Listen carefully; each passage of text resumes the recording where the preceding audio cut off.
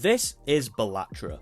It's a roguelike poker game. It looks innocent, charming even, but make no mistake, this game is a trap. A dangerous, beautiful, dopamine-soaked trap. And I've fallen in deep. It started like any normal evening. I downloaded Balatro after hearing it described as poker meets crack cocaine. I thought, wow, sounds fun, and I was curious, so I thought I would play just one run. One run turned into 5 runs. 5 runs turned into 10 runs. The next thing I knew, it was 3:30 in the morning, I was sweating, and I was wondering about times multipliers. I was gone.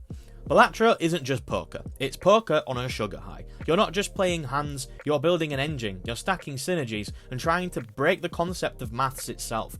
There's something diabolical about the way that Balatro rewards you. Every joker, every tarot card, every tiny combo, it all feels like a lottery win, except you're rigging the lottery. And you think you'll stop after this run. You promise yourself, but the next run is right there. It's smiling at you, it's whispering, what if you get Blueprint with Perkio next time? But I can't even be annoyed. Balatro has given me some of the most euphoric highs I have felt in a game. Hitting that perfect high card synergy with 5 jokers all lined up, it's better than coffee. That doesn't mean much. I don't even like coffee. It's better than watching my favourite football team get promoted. I'm joking. Nothing feels better than this. But for every high, there's a low. One time I got a god hand, and I still lost the boss blind because suddenly face cards don't count. I stared at the run failed screen like I just watched a puppy get shot. And what did I do after that crushing loss? I started another run, obviously. Look, Balatro obviously didn't technically ruin my life. I still have a job, I remember to eat, I remember to shower, but it did hijack my brain for months, and I led it, happily, willingly, because Balatro is just that good. It's dangerously fun, it's endlessly replayable, and it knows exactly how to keep you coming back. But why? How exactly does the game work? Let's explain, because once you understand it, you will get why this game took over my frontal lobe like a parasitic joker god. Balatro is a roguelike deck builder, but instead of swords and spells, you're playing poker hands. You start with a standard 52 card deck, and your goal is to make classic poker hands, pairs, 3 of a kind, straights, flushes, and so on. I want to make it perfectly clear that you don't actually need to understand poker to play this game. With a touch of a button you can pull up a list of hands in order of how powerful they are. From there it's extremely self-explanatory. I actually quite like poker, but Balatro is a different beast. Each round you are given a number of hands to play and a minimum chip goal to hit. Play a hand, hit the goal, and move on. But here's the catch, you're not just trying to win, you're trying to get the highest possible score because there is an endless mode. Enter the jokers. These are the passive modifiers, wild, unpredictable effects that completely transform your strategy. Some of them will boost certain hand types, some will multiply your chips, others do unhinged stuff like DNA, which copies a card if used on its own, or Blueprint that copies the ability of the joker to its right, or Brainstorm, which copies the ability of the joker to the far left. The real big boys that break the game are the scaling jokers, jokers that don't give a strict set outcome. Take Ride the Bus for example. This joker ups your multiplier for each consecutive hand played without using a face card, which is extremely strong on the abandoned deck as the abandoned deck has no face cards in it. Or Hologram, which multiplies your total multiplier by 0.25 each time you add a playing card to your deck. If you were to get this early enough, or say combine it with the aforementioned DNA, you would be adding a card to your deck every round, meaning your times multiplier would be going up by 0.25 every single round. When you add this up over time, this joker would become unstoppable and almost win you the game on its own. Between rounds, you hit the shop, which is where you can get these jokers, but that's not the only place you can get the jokers. You can get tarot cards that buff your deck, such as turning cards into steel cards, which will times your multiplier by 1.5 for each steel card held in the deck. You can get things like seals, a blue seal for example. If that card is still in your deck at the end, then the hand you won the round with will get stronger. Some of these are also incredibly simple though. You can get stuff that just gives you money, or you can copy a card into another card, or you can turn some cards into bonus cards which give you extra chips. You can also get planet cards which will upgrade specific hands. So if you get the Jupiter card, for example, that will upgrade your flush, and so on, and so on. Each time you go to the shop within the same ante, which is sort of the level, you have a small blind, the big blind, the boss blind. Once you beat the boss blind, you move up to the next ante. The game ends when you get to ante 8, but you can then continue. But once you manage to defeat the boss blind, you will get one voucher until you beat the next one. The vouchers give meta upgrades, things like permanently gaining a hand or adding an extra card to the shop. Some of these are really powerful, especially the aforementioned permanent hand one.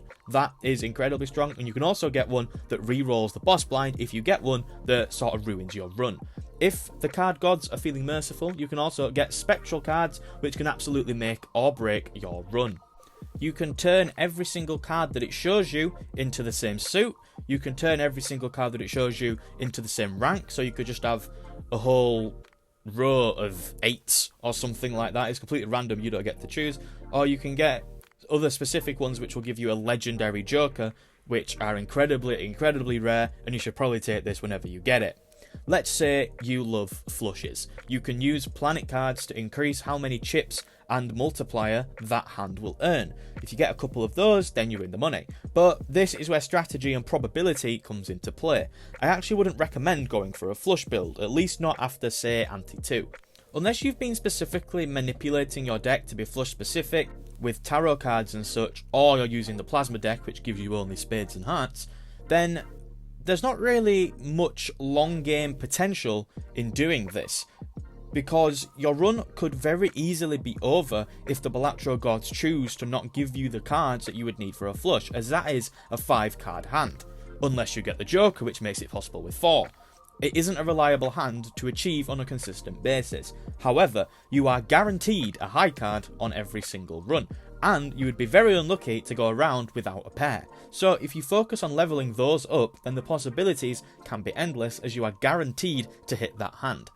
So now your deck is stacked, your jokers are synergizing like a jazz band on Red Bull, and suddenly you're hitting multi-million point hands in a game about poker. And all of this reset every time you lose, because it's a roguelike, baby. Balatro has a progression system too. You start off at white stake and each win bumps you up. Higher stakes, more difficulty modifiers. Suddenly, the small blind doesn't give him money anymore. Suddenly, you have to pay $3 each round to own a joker. It gets so much harder, but also more chaotic. More potential for good runs. More brain-melting synergy puzzles to solve. It could be very easy to go into a run, get some very questionable jokers to start off with, and just reset. But that kind of ruins the fun. Some of my favourite memories I've had of Balatro is when I've been fighting through by the skin of my teeth and managed to manipulate my deck in such a way that I can scrape through and beat Ante-A and win the game. Those moments are absolutely incredible, and it also stops you from relying on the same 6 or 7 jokers that you always use, and it lets you experiment and go out of your comfort zone a little bit more. There's also a lot of different decks you can unlock. The first few decks are very simple. They give you sort of a little boost. You start with an extra hand, you start with extra money, but then things get crazy. Each of these decks dramatically shakes up the gameplay, and you can try and get to gold stake on every single deck, which is absurdly difficult, and is something I have to admit I am attempting to do.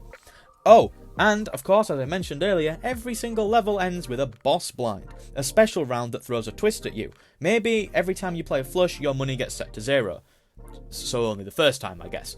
Maybe face cards become debuffed, which means you can still use them to score the hand, but the cards themselves won't give you any chips. Maybe your pair-specific build is on the ropes because the boss blind says no repeat hand types. You scream, you adapt, you cope, and you hit retry. So it's not just poker, it's poker turned into a high-speed stock market where you're investing in card synergies, predicting run potential, and pulling off galaxy brain combos. It's fast, it's deep, it's brilliant, and you will absolutely forget to eat.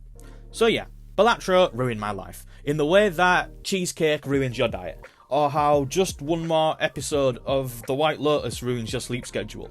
It snuck in. It rewired my dopamine centre, and now I see the world in suits and multipliers. Everything is cards now. My dreams are flushes, my nightmares are boss blinds, and the worst part is that I do not want to stop. I really don't. I will stop when I finally beat Gold Stake on each deck. Or maybe after that. Or maybe never. If you haven't played Balatro yet, then you absolutely should. It is well deserving of the hype. I really, beforehand, when I was seeing all the hype, I thought there is absolutely no way this game can actually be that good. And it just is. So if you haven't played it, you absolutely need to. But be careful, because it is a very, very dangerous spiral. Thank you for making it to the end of this video. I hope that you enjoyed the video, but I hope you didn't enjoy it as much as I enjoyed Balatro, because then you will be repeatedly watching this video for the next few months. But alas, that is all. If you enjoyed, please make sure to leave a like, as it really does help. And if you want to see more videos from me, then please consider subscribing, as we are trying to hit 2,000 subscribers by the end of the year. I upload at least one video a week, but for now, that is all. Have a nice day, and goodbye.